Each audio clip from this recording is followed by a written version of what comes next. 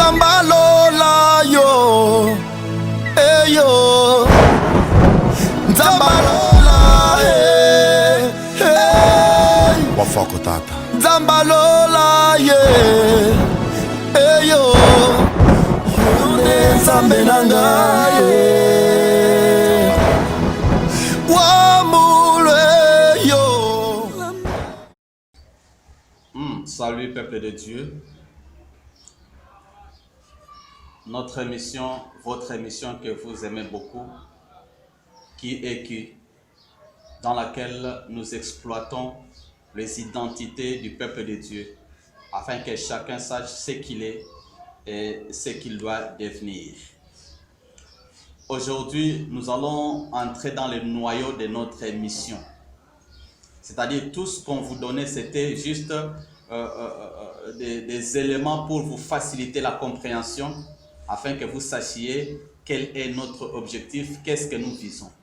Maintenant, presque toutes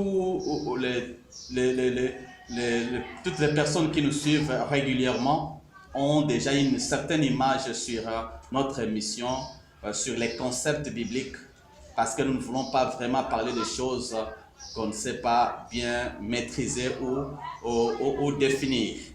Alors maintenant, comme vous comprenez déjà ce que c'est le Père, nous allons maintenant parler de la généalogie spirituelle. Nous allons maintenant entamer un message très important dans notre émission qui s'intitule la généalogie spirituelle.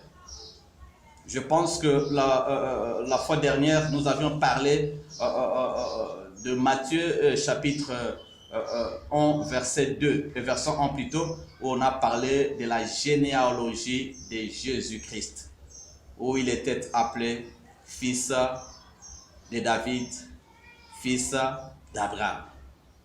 Alors, on a réfléchi ensemble pour comprendre pourquoi Jésus était spécialement appelé fils de David et fils d'Abraham.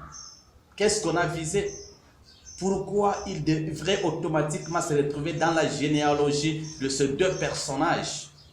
Oui.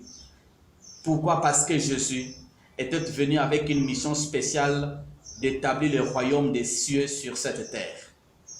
Alors, il ne pouvait pas parler du royaume s'il n'était pas devenu fils du roi David, parce que David, c'était le patriarche, le père de la royauté de Dieu ici sur cette terre.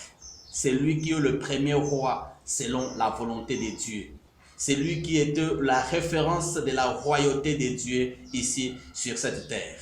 Alors pour que Jésus puisse imprimer l'image de la royauté céleste dans ce monde, du royaume des cieux dans ce monde, il devait automatiquement devenir fils de David et appartenir à la généalogie de David. Et Jésus avait une autre mission, c'était de bénir les nations, parce que la bénédiction était seulement la promesse des enfants d'Israël qui étaient le descendant d'Abraham selon la chair. Alors pour que le monde entier participe à la bénédiction d'Abraham, Jésus était obligé de devenir le père et le fils d'Abraham et entrer dans la généalogie d'Abraham afin de pouvoir faire de nous un peuple béni et un peuple de fils de la foi, parce que Abraham était le père de la foi. Alors pour engendrer des fils dans la foi, il faut devenir fils d'Abraham. Raison pour laquelle Jésus s'est fait fils d'Abraham et fils de David. Donc voyez maintenant, même Jésus, qui est Dieu, avait respecté le principe de la généalogie. C'est que nous avions détruit et négligé aujourd'hui dans les églises. On ne respecte plus la généalogie. Le mot généalogie vient du mot hébreu yakas. Yakas signifie ascendance ou liste de familles. Vous voyez maintenant ici. Et toute généalogie est basée sur un patriarche. La généalogie biblique, bien sûr, ou la généalogie de Dieu. Elle est basée sur un patriarche. Je sais qu'il y a des généalogies qui sont basées sur les matriarches, mais nous ne sommes pas là parce que nous avions déjà dit que le système matriarcal, c'est le système satanique. Alors cela ne vient pas de Dieu. C'est pourquoi nous ici, nous parlons du système patriarcal. Alors, toute généalogie divine est basée sur un patriarche. Alors, Abraham était appelé par Dieu pour devenir le père de la foi. Et Dieu lui dit, la plus grande promesse que Dieu lui avait donnée, il lui dit, Abraham, je ferai de toi un père de la multitude. Je rendrai ton nom grand. Oh, dans le nom d'Abraham, il y avait la multitude. Il y avait plusieurs fils. C'est pourquoi le nom Abraham signifie père de la multitude. Alors Dieu dit, je rendrai ton nom grand. Dieu n'a pas promis l'argent à Abraham. Il n'a pas promis une certaine élévation. Mais il lui avait promis la multitude de fils. Mais qu'est-ce qui s'était passé? Lui-même, Abraham, n'était pas en réalité le père de la multitude parce qu'il n'avait que le fils, un seul fils de la promesse qui était Isaac. Comment peut-il devenir père de la multitude aussi longtemps qu'il n'avait qu'un seul fils? C'est-à-dire Dieu, quand il parlait de la multitude, il ne voyait pas le fils direct, mais il voyait la généalogie. Est-ce que quelqu'un peut dire amen? Dieu parlait de la généalogie d'Abraham. C'est-à-dire après Isaac a engendré deux fils, deux jumeaux, Jacob et Ésaü. Mais maintenant, il faut comprendre une autre chose, qu'un véritable père doit toujours engendrer un fils successeur de sa vision afin de rendre sa vision grande et permanente, une vision perpétuelle qui ne peut pas s'arrêter à la mort du père. Alors pour y arriver, il faut toujours trouver un de fils dans lequel il faut transmettre l'ADN de la succession. Alors, Abraham engendra Isaac. Isaac engendra Jacob dans le domaine des promesses. Maintenant, Jacob de son tour avait engendré 12 fils parce qu'il avait l'ADN capable d'engendrer 12 fils. Et c'est avec ces 12 fils que Jacob avait formé la nation d'Israël. Maintenant, tout le peuple d'Israël, tous les fils d'Israël, ils bénissaient, ils parlaient au nom des patriarches. Voilà pourquoi vous verrez tous les prophètes parler au nom du Dieu d'Abraham, d'Isaac et de Jacob. Tous les sacrificateurs parlaient au nom du Dieu d'Abraham, d'Isaac et de Jacob. Tous les rois parlaient, les vrais rois parlaient au nom du Dieu d'Abraham, d'Isaac et de Jacob. C'est-à-dire, il faut quand même comprendre le principe de ces choses. Un père patriarche devient automatiquement une racine selon les domaines de son appel. Je me répète, un vrai père patriarche doit devenir une racine selon les domaines de son appel. Abraham était devenu une racine dans les domaines de la bénédiction, dans les domaines des promesses et dans les domaines de la foi. Il était la racine. Même Jésus ne pouvait pas bénir le monde s'il n'était pas devenu le fils d'Abraham. Donc Abraham était le père de la foi, le père de la bénédiction, il était le patriarche. Même Jésus n'était pas venu avec la bénédiction du ciel. La Bible dit, il nous a connectés à la bénédiction d'Abraham. Il n'était pas venu avec la bénédiction, mais il nous a seulement connectés à la croix. Il a porté la bénédiction pour nous connecter à la bénédiction d'Abraham. Pourquoi? Parce qu'Abraham était un patriarche dans sa généalogie des bénédictions et de la foi. Alors nous avons encore David, qui était un patriarche dans le domaine de la royauté. Alors il est aussi devenu une racine. Et quand quelqu'un devient une racine, ça dit tout le monde dépend de sa sève. Il faut se connecter à sa sève pour devenir un roi selon la volonté de Dieu. Voilà pourquoi Jésus aussi s'est fait appeler fils de David. Pourquoi? Parce que David était le patriarche dans le domaine de la royauté. Alors je dis, un père patriarche doit devenir une racine selon les domaines de son appel. Et sa descendance doit devenir un arbre généalogique. Donc, la descendance d'un père patriarche, d'un père racine, devient un arbre généalogique. Et les fils qui sont nés dans cette généalogie deviennent automatiquement des branches. C'est pourquoi vous verrez, en Israël, on appelle quelques personnes des branches qui ont été supprimées. Ce sont des fils qui sont nés dans cette généalogie. Alors, des fils sont des branches et la descendance devient un arbre généalogique et le patriarche devient la racine. C'est-à-dire, pour qu'une branche produise le fruit selon les domaines du patriarche, il faut que cette branche suce la sève de la racine. C'est la maladie que nous avons aujourd'hui. Nous n'avons plus de patriarches dans ce monde.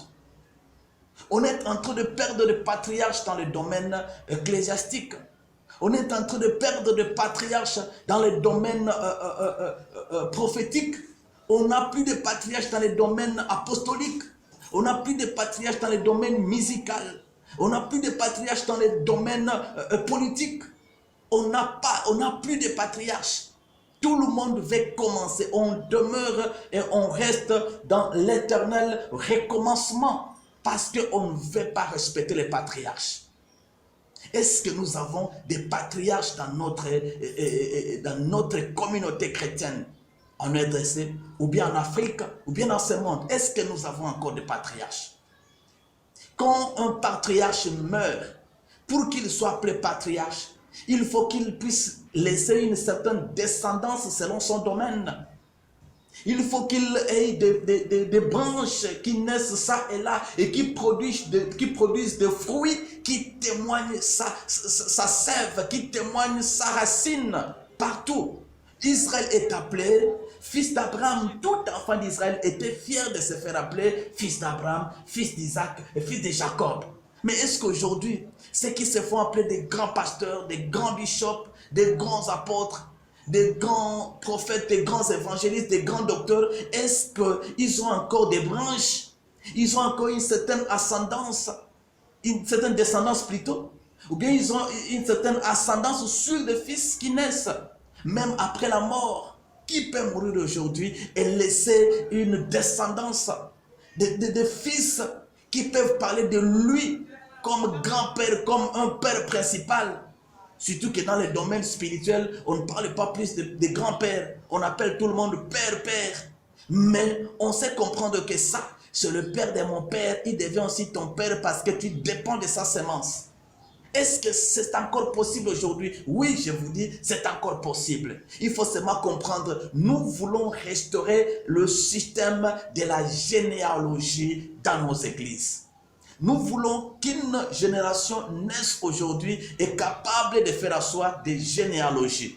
Si tu as un appel spécial, tu dois aussi engendrer des fils et le fils de tes fils qui doivent implanter des églises par-ci, par-là dans ce monde et continuer à parler de toi, même à ton absence, qu'on puisse parler de toi, qu'on puisse bénir au nom du Dieu que tu as servi. Et quand on parle, on appelle ce Dieu-là. En ton nom, il opère de grands miracles. Pourquoi? Parce que tu es le fils de cet homme-là. Même le fils du sacrificateur, quand il chassait les démons, ils ont dit aux démons que nous vous chassons au nom de Jésus que Paul prêche. Parce que Paul était le fils spirituel de Jésus. Alors, il faut appeler ce Dieu-là par son nom. Il faut appeler le Dieu de ce pères-là. Pourquoi? Parce qu'il est un patriarche. Et quand les démons entendent parler de ce père-là, ils tremblent parce qu'ils savent bien combien ce père-là était puissant, quelle a été la force de son alliance avec son Dieu. Et le fils commence à travailler. Mais aujourd'hui, regardez dans nos églises.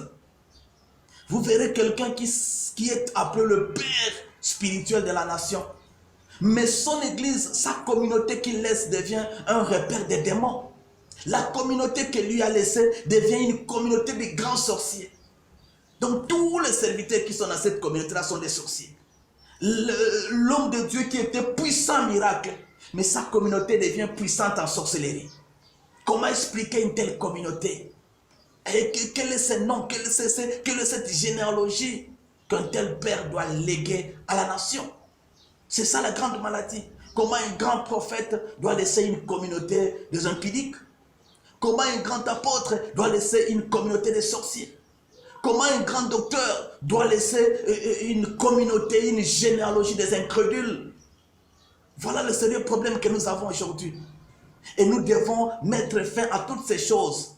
Arrêtons avec de guerres inutiles. Arrêtons avec des combats sans fondement. Arrêtons avec la guerre des versets que nous faisons aujourd'hui.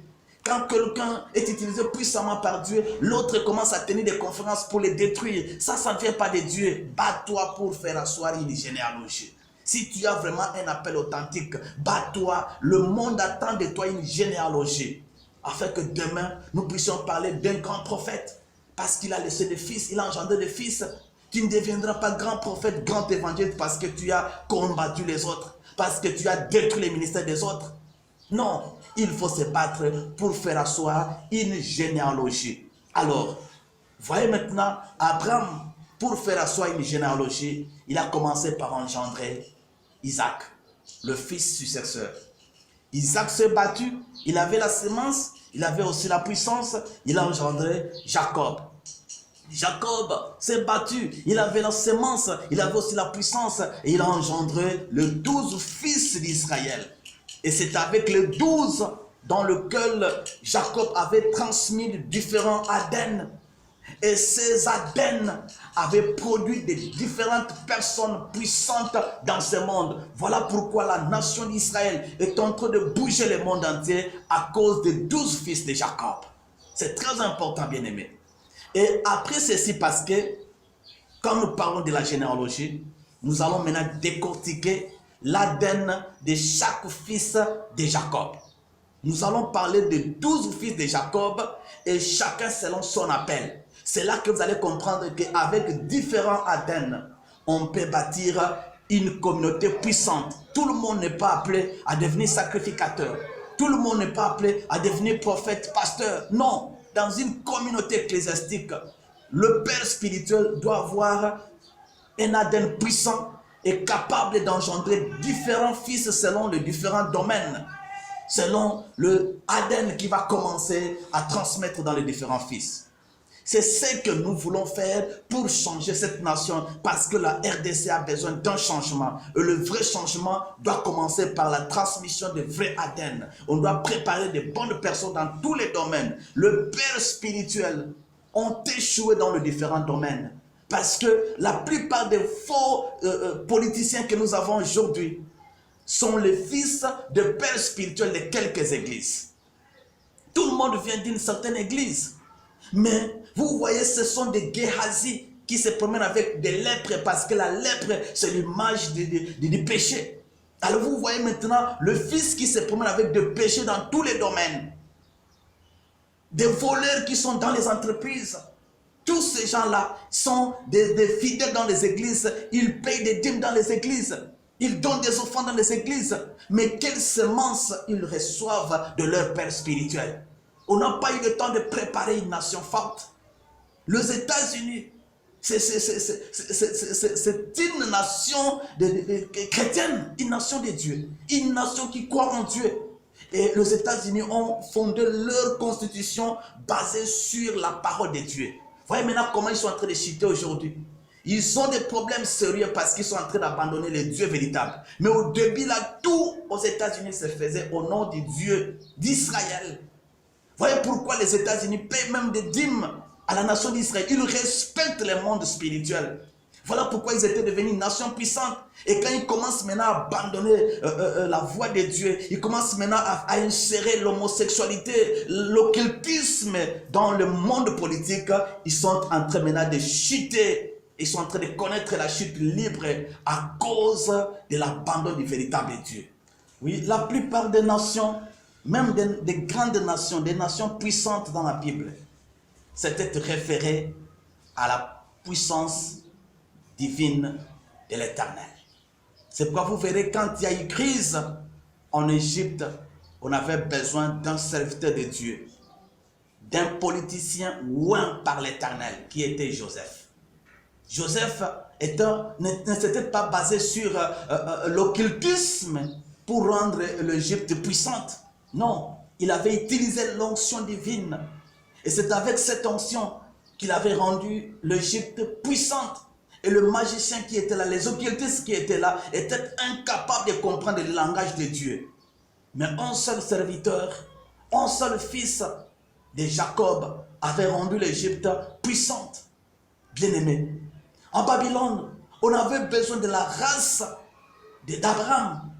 C'est pourquoi vous verrez que Nebuchadnezzar avait donné l'ordre que cherchez-moi la race royale des enfants d'Israël, de Jérusalem, parmi lesquels était Daniel. On a cherché la race royale parce que le roi avait dit, je vais travailler avec ce gens-là. Il y avait beaucoup de fils de la race royale, mais ceux qui avaient mangé à la table du roi, ceux qui avaient consommé le repas abominable du roi, ils ont abandonné, ils s'étaient déconnectés de la racine d'Abraham. Et automatiquement, on ne parle pas d'eux. Il y avait seulement 4 jeunes gens, David et ses 3 compagnons, et Daniel plutôt et ses 3 compagnons. Ils ont refusé de consommer les mets du roi. Ils ont refusé de boire le vin du roi pour ne pas entrer dans la confusion. Parce que Babylone, c'est la ville de confusion. Et ils s'étaient décidés de pouvoir rester en communion avec leur Dieu. Et Daniel était capable de changer. Il a dirigé combien de systèmes politiques. Il a dirigé combien d'empires. Il était là, la référence spirituelle de tous les empires de son époque. Pourquoi? Parce que Daniel était resté connecté à la racine d'Abraham. Il respectait le principe de la racine. Mais aujourd'hui, nous sommes déconnectés des racines. Chaque fois que le fils se déconnecte, c'est une branche qui se déconnecte de la racine. Cette branche perd automatiquement ses repères et ça perd l'origine de sa sève. Ça devient inutile, sans valeur et ça perd même de vie. Pourquoi? Parce qu'il faut rester branché à la sève de la racine pour continuer à vivre dans ce monde et expérimenter la puissance de la racine. Voilà ce que nous devons comprendre comme le peuple de Dieu. Mais si nous sommes en train de nous combattre, si nous sommes en train de combattre le Père, nous allons perdre notre repère et nous allons mourir comme des animaux. Pourquoi? Parce que nous n'avons pas de référence. Nous n'avons pas de généalogie. Tu es un homme de Dieu, c'est bien. Tu es puissamment utilisé par Dieu, c'est bien. Mais pose-toi des questions. Tu appartiens à quelle généalogie? Et toi, Père, qui te fait appeler Père, est-ce que tu es déjà capable de faire asseoir une généalogie selon ton appel? Est-ce que tu es digne d'être appelé patriarche? Mais si tu n'es pas digne, pourquoi tu te donnes le surnom de patriarche? Quelle généalogie as-tu déjà produit dans ce monde pour te faire appeler patriarche? Pourquoi nous sommes en train de détruire le royaume des cieux? Pourquoi nous sommes en train de déstabiliser le monde de Dieu? Bien-aimé, ce n'est pas une bonne chose. J'attire l'attention de tous ceux qui se font appeler Père. Je n'en disconviens pas. Mais je souhaiterais que vous soyez des véritables pères, capables d'engendrer des vrais fils et bâtir des généalogies dans ce monde. Nous voulons vivre votre descendance, devenir puissant partout. Un véritable père, tant qu'il n'a pas encore de vrais fils, il ne peut pas dormir en paix. Il doit se battre nuit et jour. C'est mieux de n'avoir qu'une petite église de 20 membres, mais produire, engendrer 10 fils, 5 fils, parce que c'est avec ces fils-là que le monde va bouger. Que d'avoir une église de 5 000, 10 000, 100 000 membres, parmi lesquels il n'y a aucun fils. Est-ce que tu t'es déjà posé des questions si réellement tu as des fils qui peuvent parler de toi et qui peuvent assurer la continuité de ta vision après toi? Est-ce que tu as des fils?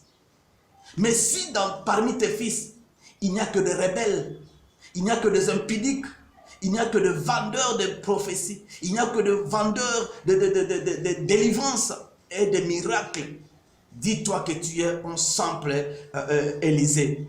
Dans tout ce que tu fais, malgré tes miracles, malgré toutes les multitudes qui te suivent, après toi, tu vas nous léguer la génération des Géhazi, remplie de lettres. Voilà pourquoi nous avons des ministres remplis de lettres, des ministres pécheurs, experts en péché, experts en manipulation, experts en corruption, experts en mensonge au nom du Saint-Esprit. Tout cela pourquoi? Parce que nous sommes dans la race de Géhazi. Nous sommes en train de vivre Géhazi. Et Géhazi, la génération de Géhazi est en train de détruire le monde de Dieu. Voilà le message que j'avais à partager avec vous. La fois prochaine, nous allons maintenant entamer l'étape des 12 fils de Jacob. Les 12 Aden produits par Jacob, les 12 semences. Et nous allons étudier sémence après sémence, fils après fils, pour voir et comprendre ce qui a rendu Israël la nation puissante dans ce monde. Que le Seigneur vous bénisse, peuple de Dieu. Je vous parle maintenant de l'église Myrtad Ministries. Je vous ai dit que Myrtad, c'est une abréviation. Ça signifie mystère et Réma du trône de l'agneau de Dieu.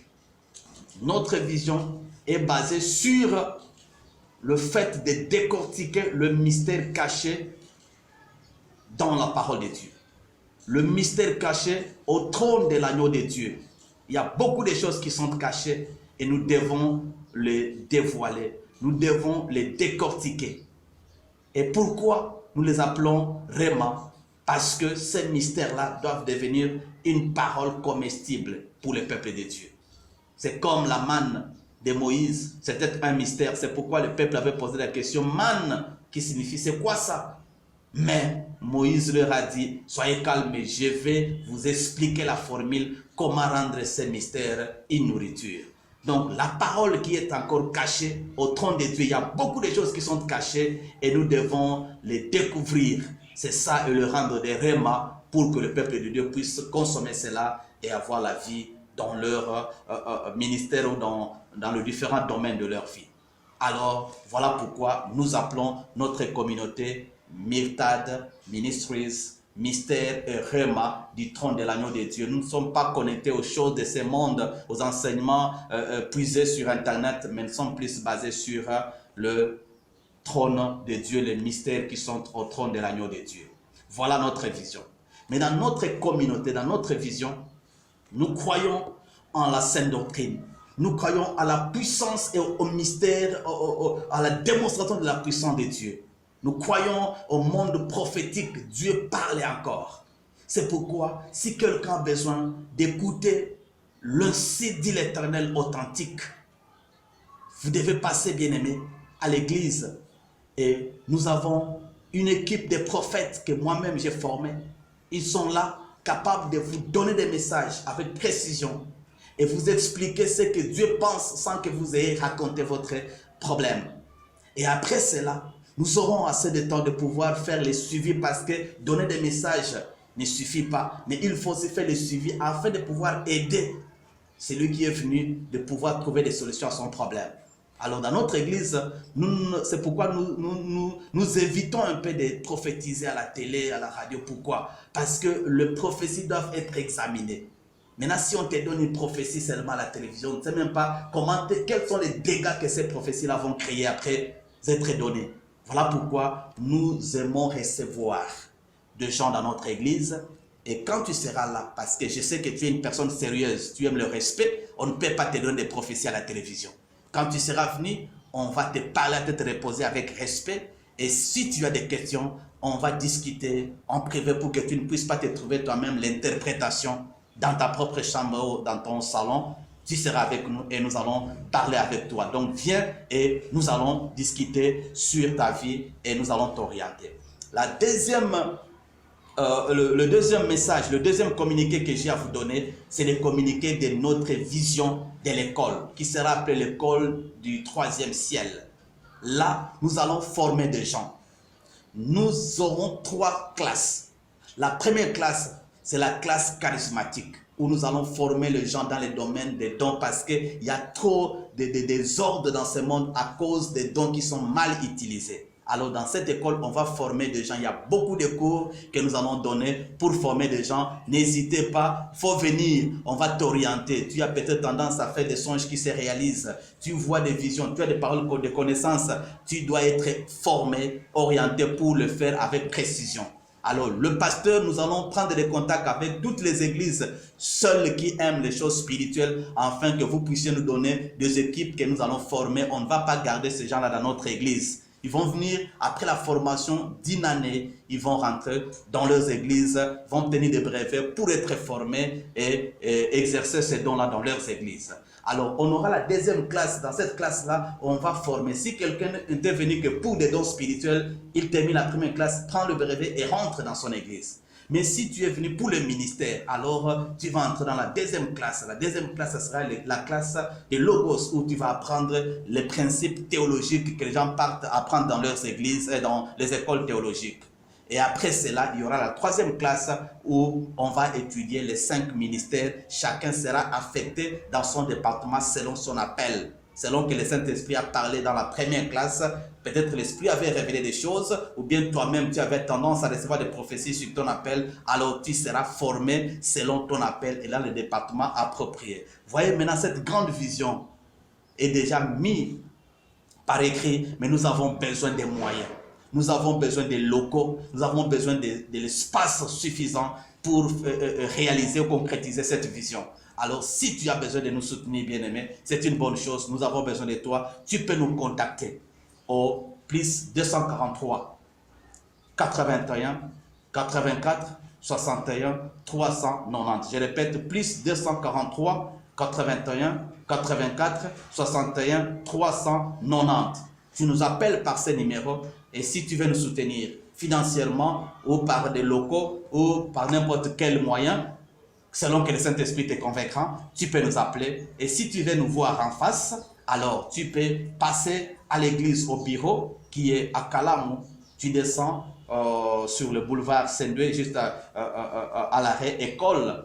Et directement, il y a un hôtel qui s'appelle l'hôtel Saint-Doué. Il y a une avenue là-bas. Et une avenue là-bas, tu entres juste sur cette avenue et tu demandes l'école Moanda, l'école des musulmans Moanda. Dès que tu seras arrivé à cette école-là, tu regardes en face, il y a un immeuble inachevé. Tu vas entrer dans cet immeuble-là et tu montes au premier niveau. C'est là que se trouve notre bureau et nous allons parler en face.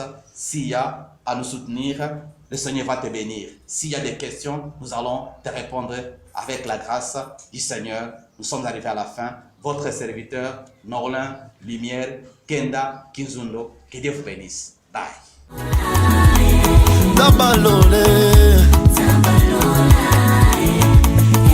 Yesu Papa yokalo sambo na ngai Yokalo sambo Toye pona yo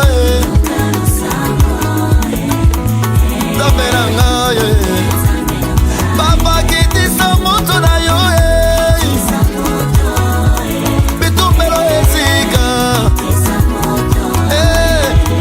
Ekatana Yesu Papa Papa Zambe na ngasala bikamwa